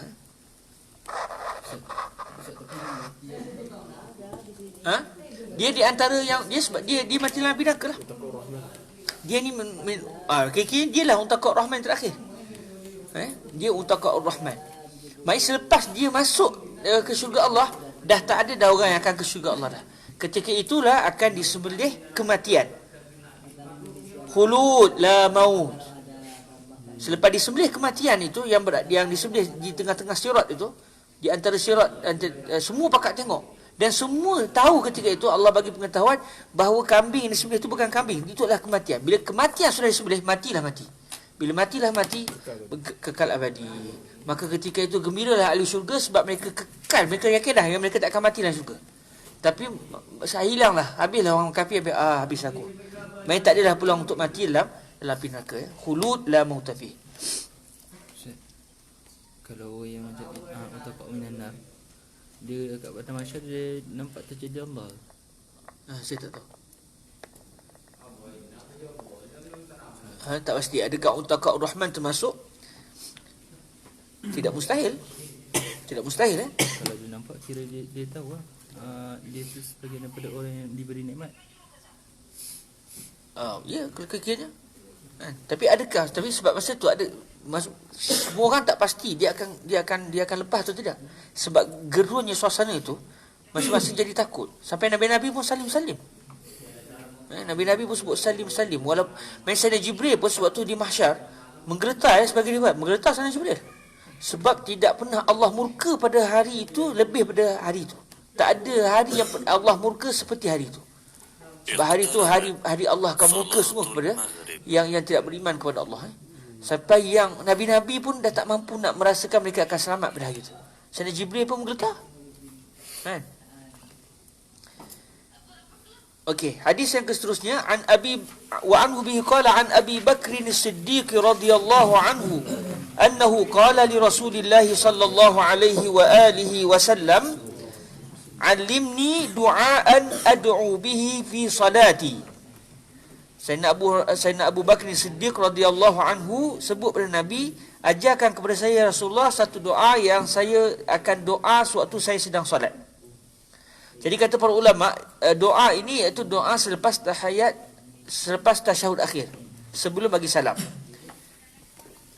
Lalu baginda Nabi SAW bersabda, Qul, qala qul, Allahumma inni zalamtu nafsi zulman kathira, wa la yaghfiru dhunuba illa ant, faghfir li maghfiratan min indika warhamni, innaka antal ghafurur rahim. Ini di antara doa yang kita baca sewaktu selepas innaka hamidum majid. Kalau imam tak bagi salam lagi atau kita sembahyang seorang-seorang, sembahyang sunat seorang-seorang, ini di antara doa yang diajar oleh baginda Rasul SAW kepada Sayyidina Abu Bakr as-Siddiq radhiyallahu anhu untuk dibaca, kata para ulama, iaitu sewaktu selepas selesai kita mengucapkan tasyahud. Allahumma inni zalamtu nafsi zulman kathira. Dari riwayat sini zulman kathira. Ada riwayat lain zulman kabira. Jadi kata Al-Imam An-Nawawi, untuk kita amalkan kita gabung dulu terus. Allahumma inni zalamtu nafsi zulman kabiran kathira. Kathiran kabira. Itulah nak mula mana dulu. Ini cara kita bila jumpa cara doa Nabi yang beza-beza dengan riwayat berbeza, untuk kita amal kita gabung dulu sekali. Tapi masa kita nak riwayat, jadi salah kalau kita sebut dalam Sahih Bukhari disebut Allahumma inni zalamtu nafsi zulman kabira, sedangkan dalam hadis zulman kathira. Jadi riwayat lain mengamalkan pula adalah lain. Amal kita gabung semua riwayat supaya kita mendapat keberkatan setiap riwayat yang sampai kepada baginda Rasul alaihi salatu wasallam. Allahumma inni zalamtu nafsi zulman kathira wa la yaghfiru dhunuba illa ant, faghfir li maghfiratan min indik warhamni innaka antal ghafurur rahim. Ini antara doa yang sangat baik untuk kita hafaz. Maksudnya selepas tasyahud akhir tu, selepas selawat kata Nabi ataupun sebelum? Selepas pada innaka hamidum majid. Selepas kita dah selesai tahiyat, kita sebut innaka hamidum majid, kita membaca doa.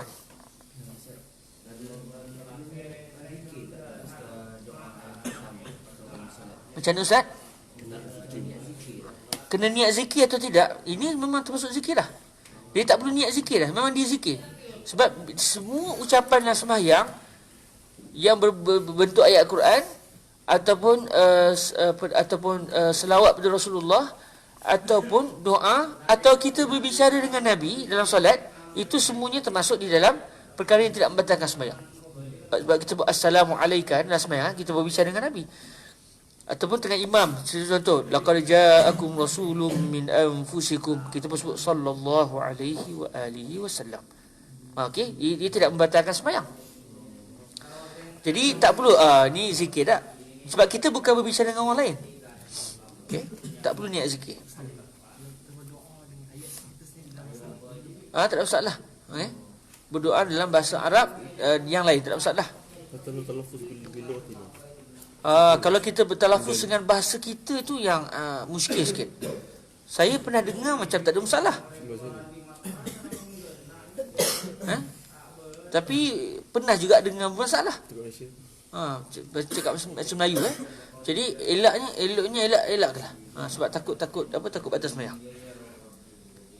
Doa ni kalau sahabat amalkan sangat baik sebab dia mengandungi unsur kita iktiraf yang kita ni banyak buat zalim dengan Allah. Kalau kita hayati di saat itu kita boleh menangis sebab kita solat sebab kita menyesali apa yang kita lakukan, tapi kita mengadu kepada Tuhan yang mengampunkan semua dosa. Faghfirli maghfiratan min indik warhamni innaka antal ghafurur rahim. Kalau ganti masa saya di istighfar. Terulang, tapi yang diajar oleh Nabi inilah di tempat itulah. Kalau kita nak tukar pun tak ada masalah, tapi semestinya tempat-tempat yang khusus yang diajar oleh Nabi itulah yang lebih afdal daripada tempat lain. Antaranya lagi Nabi SAW juga berdoa, Allahumma inni a'udzubika minal daripada empat perkara tu. Allahumma inni a'udzuka minal kufri wal faqr wa a'udzuka min azabil qabr wa a'udzuka min azabin nar wa a'udzuka min fitnatil mahya wal mamat. dengan itulah lafaz yang saya datangkanlah, sebab disebut dalam hadis Nabi memohon keampunan daripada perkara-perkara sekian. Jadi kalau kita nak susun ayat, Allahumma inni a'udzuka minal kufri wal faqr wa a'udzuka min azabin nar wa a'udzuka min fitnatil mahya wal mamat wa a'udzuka min fitnatil masiihid dajjal. Antara doa juga adalah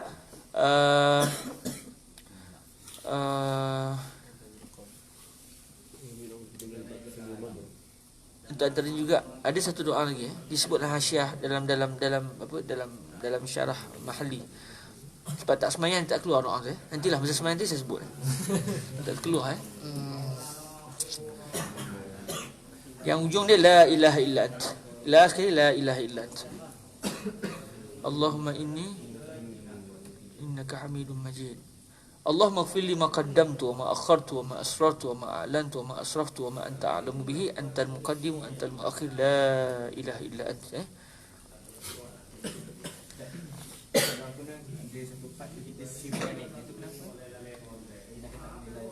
Itu sebab kenapa di seal tu ada sebab saya terlupa saya tepatnya. Cuma seal itu hanya pada makmum, imam dibaca kuat juga. Cuma di Malaysia imam pun pelan juga Kalau masa kami belajar perbahasan masalah kunut dengan Fadilatul Syekh Said Nusratut, beliau kata tak, imam pun baca kuat. Maknanya Allahumma hdina fi man hadais wa afina fi man afai wa tawlana fi man tawla wa fina lupa dah wa barikana fi ma atai wa qina syarra ma qadait fa innaka taqdi. Itu juga dibaca, dia baca kuat oleh makmum, oleh imam. Makmum baca tapi baca secara sir Tu pada depan tu makmum amin je lah. Sebelum tu semua makmum amin lah. Tapi main ke situ makmum baca, imam pun baca. Cuma imam baca kuat, makmum baca seorang-seorang dia, baca pelan dia. Cuma mengapa di situ takdirnya, kalau ikut zahir macam itu yang diajar oleh Nabi lah. Tapi mengapa, itu saya tak pasti. Saya pernah terbaca mengapa sebabnya, cuma saya sekarang tak teringat benda tu. Okey jawapan tu? Okey senang jawapan tu. Lepas tu jangan takut jangan takut untuk sampaikan ilmu Kalau tahu cakap tak tahu, kalau tak tahu cakap tak tahu, senang. Yang tak tahu kita tadi yang pernah dengar lah. Yang sebab yang sebelum tu doa minta kat apa yang kata dia solat tu sebab Dia bukan doa, kata saya ni sebab dia bukan doa, dia pujian. Ya. Antara yang sebutnya begitu. Jadi masing-masing memuji Allah masing-masing. Kalau tak salah itu jawapan sebab saya pun tengok bila akhir sebut teringat balik. Cuma betul ke? Tu masih lagi sama-sama lagi. Buka balik kitab lah. Maksudnya beliau bertanya nak kadang beliau tahu jawapannya. Hebat. Maksudnya beliau nak kongsi jawapan tu bagus. Bukan nak test tu kepastian Cuma Syekh Hussein pernah sebut siapa nak test ni dia keberkatan ilmu dia tak ada. Sebab dia ada satu sikap nak test guru. Tapi saya tak kata ustaz nak test lah. Tidak. Kalau nak test pun saya pun memang tak berhak jadi guru pun sebenarnya kan.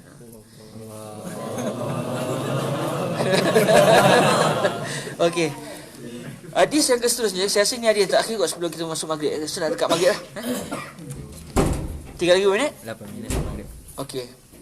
Kalau begitu kita baca satu lagi hadis, dua hadis. Wa anhu bihi qala an ibn Abbas radhiyallahu anhuma anna raf'a as-sawti bizikri hina yansarifu an-nasu min al-maktubah kana ala ahdi Rasulillah sallallahu alaihi wa alihi wasallam. Jadi dalam hadis ini Sayyidina Abdullah bin Abbas bila sebut Sayyidina Abdullah bin Abbas pada zaman Nabi, beliau ketika itu adalah kanak-kanak. Sayyidina Abdullah bin Abbas pada hayat Nabi muda, satu sebaya lebih kurang dalam umur dekat-dekat dengan Sayyidina Anas ibn Malik. Bezalah, ada beza-beza sikit lah. Ada yang kata masa Rasulullah wafat beliau berusia 15 tahun, ada yang kata sekian. Jadi tapi yang pentingnya ketika dalam peristiwa-peristiwa ni beliau ketika itu masih kanak-kanak. Nak katanya subhanallah, walaupun di zaman Nabi kanak-kanak, tapi beliau telah direzekikan Allah untuk memberitahu kepada ummah akan hadis-hadis Rasulullah yang sangat banyak. Habrul ummah. Lepas tu jangan pernah lengkih pada orang. Kita nampak dia sekarang memang kecil, tapi tak tahu dia besar macam mana. Jadi dalam hadis ni Sayyidina Abdullah bin Abbas memberitahu bahawa mengangkat suara, meninggikan suara, bukan baca pelan-pelan lah, membaca kuat, orang mendengar, dengan berzikir selepas daripada orang selesai sembahyang fardu, itu memang berlaku pada zaman baginda Rasul sallallahu alaihi wasallam. Maknanya selepas daripada Assalamualaikum warahmatullahi, Assalamualaikum warahmatullahi, lepas tu Astaghfirullahalazim, astaghfirullahalazim, astaghfirullah, antas salam minkas salam. Okey, zikir lepas sembahyang tu orang mesti panggil apa?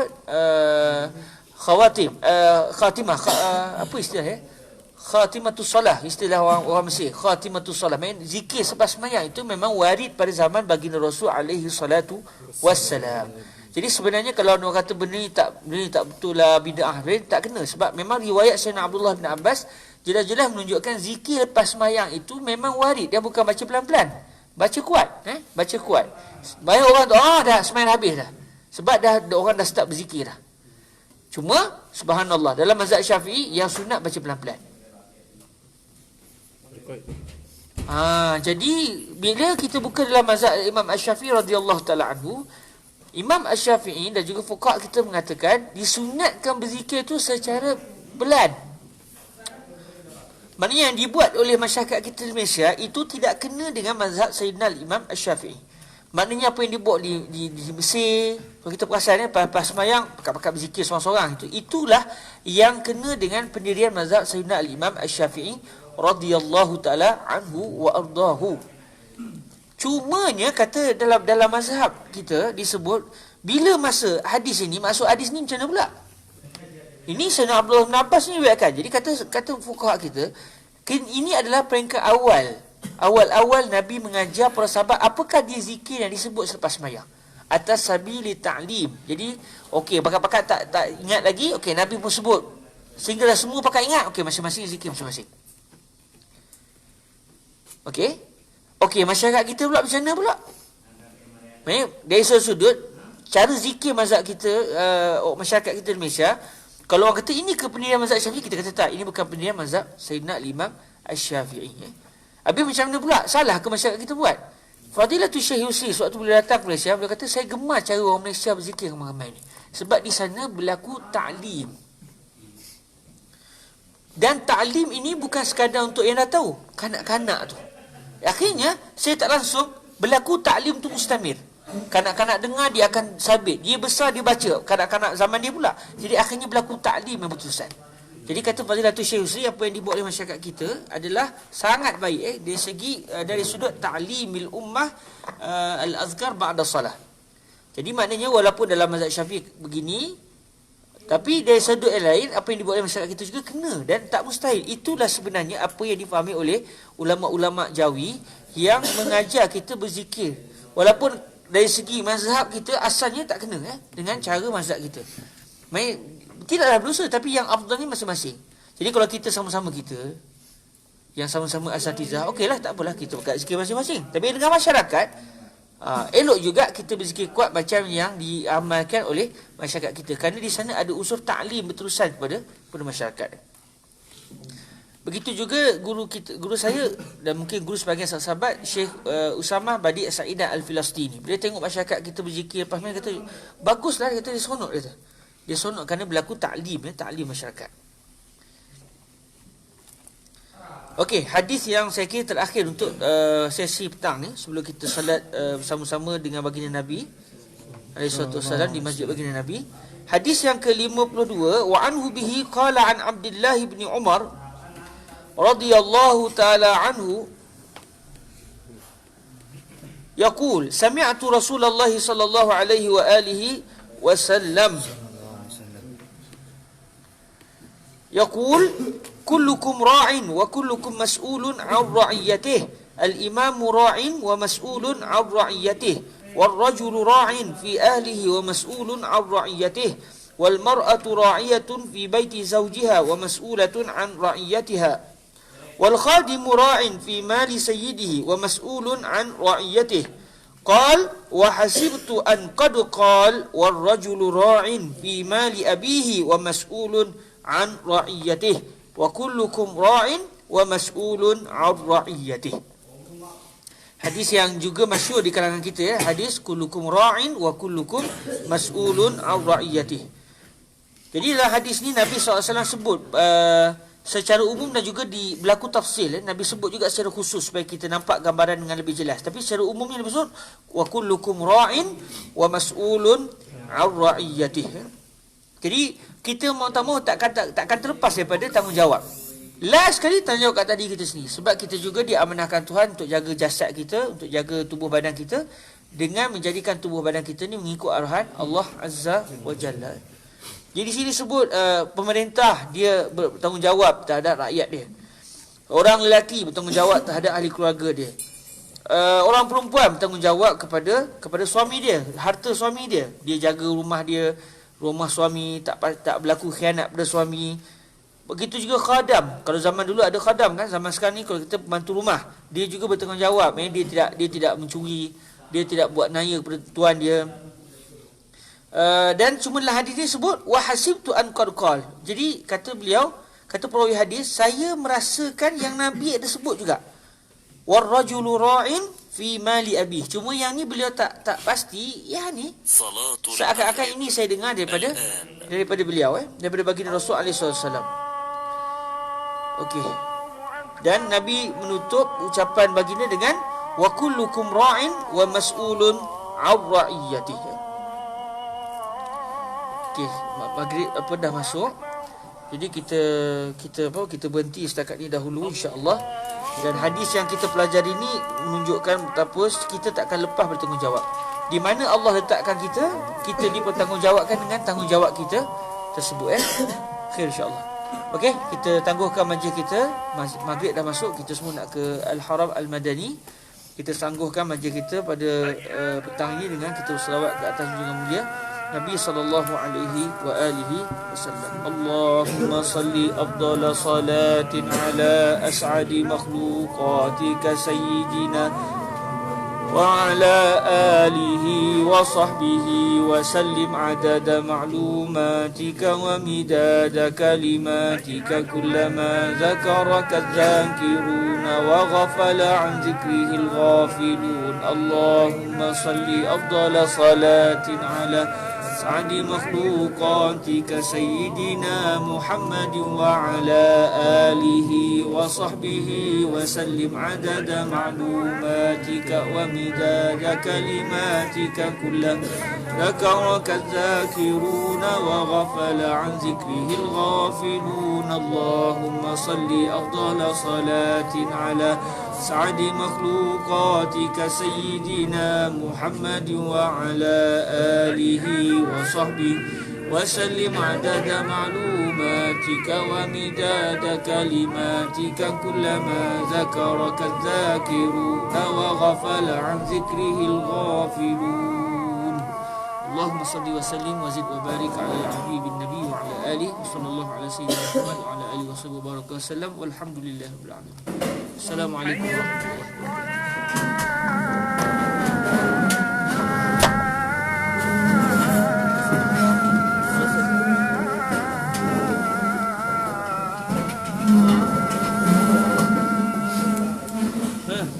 risau ni. تعالي حتى لا تفضح عيبي. Itu kan finish. Kamu sedih?